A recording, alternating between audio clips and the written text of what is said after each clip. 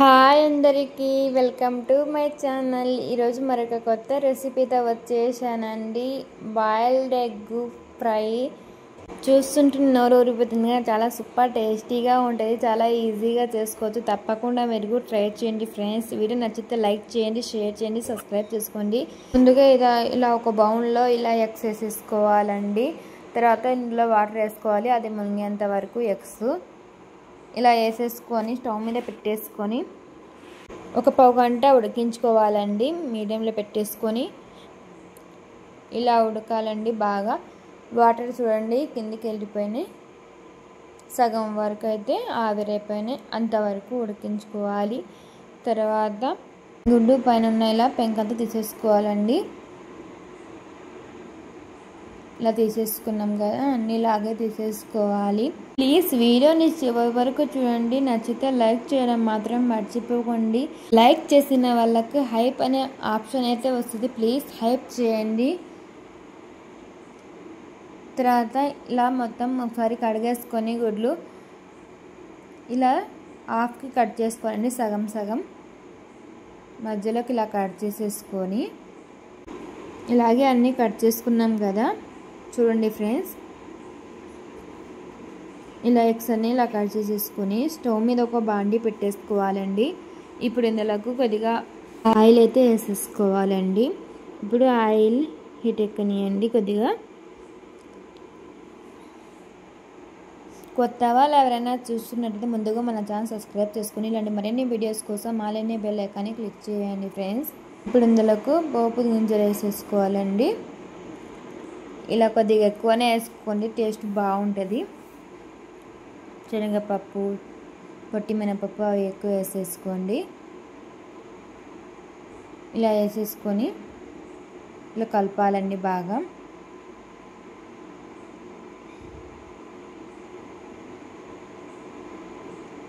ఇప్పుడు ఇందులోకి కొద్దిగా అల్లం వెల్లుల్లి పేస్ట్ అయితే వేసేసుకోవాలండి. ఒక అర స్పూన్ వేసేసుకొని ఇలా బాగా కలిపేసుకోవాలండి. పచ్చి వాసన అంతా పోవాలి అల్లం వెల్లుల్లి పేస్ట్ అయితే. ఇప్పుడు ఇందులోకి కొద్దిగా కరివేపాకు వేసుకోవాలండి.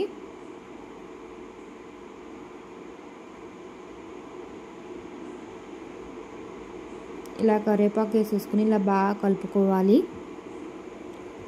చాలా ఈజీగా చేసుకోవచ్చు. తప్పకుండా మీరు కూడా ట్రై చేయండి. పప్పు అయినా, పప్పు చారన్న, రసమైన అలా చేస్తాం కదా, అలాంటప్పుడు ఒకసారి ఇలా ట్రై చేయండి. చాలా ఈజీగా అయిపోద్ది, చాలా సూపర్ టేస్టీగా కూడా ఉంటుంది.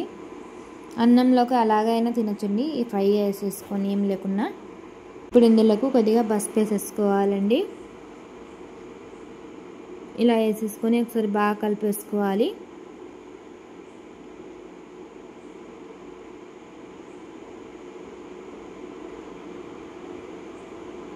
తర్వాత ఇందులోకి కట్ చేసి పెట్టుకున్న బాయిల్డ్ ఎగ్స్ వేసేసుకోవాలండి. చూడండి ఇలా మొత్తం వేసేసుకొని ఇలా కలిపేసుకోవాలండి.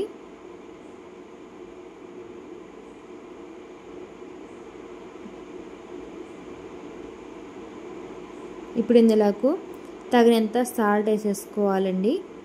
అర స్పూను సాల్ట్ అయితే వేసుకున్నాం.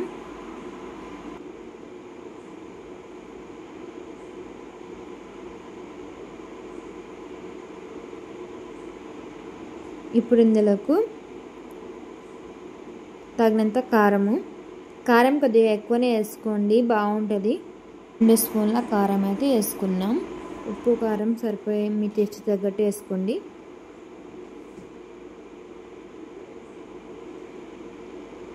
ఇలా వేసేసుకొని ఒకసారి బాగా కలిపేసుకోవాలండి.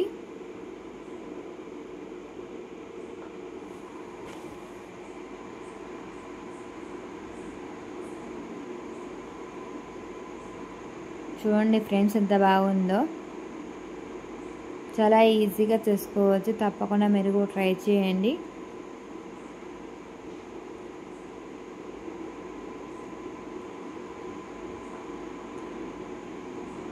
చూడండి చాలా బాగుంది కదా. ప్లీజ్ వీడియో నచ్చితే ఒక లైక్ అయితే చేయండి ప్లీజ్. ఎందుకంటే మీరు లైక్ చేయడం వల్ల వేరే వాళ్ళకు కూడా వీడియో అనేది బాగా రీచ్ అయ్యిద్ది. లైక్ చేయడం వల్ల మీ డబ్బులు అయితే ఏం పోవండి. చాలామంది డబ్బులు అయితే పోతాయి అనుకుంటారు. ఇలా కలుపుతూ ఉండాలండి ఒక 2 నిమిషాల పాటు.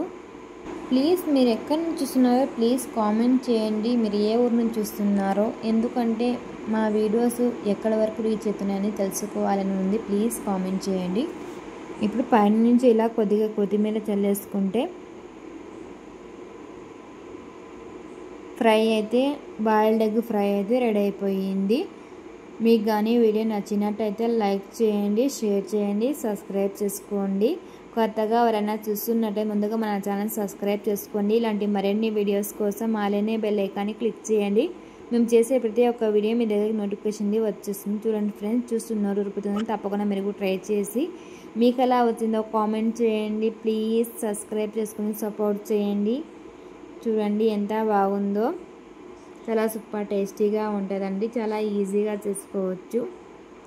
అలాగే నా ఛానల్లోకి వెళ్ళి చూడండి, అన్ని రెసిపీస్ చాలా బాగుంటాయి. ప్లీజ్ లైక్ చేయడం మర్చిపోతే లైక్ చేయండి ఫ్రెండ్స్, షేర్ చేయండి, అలాగే సబ్స్క్రైబ్ చేసుకొని అలానే బెల్ ఐకాన్ని క్లిక్ చేయండి.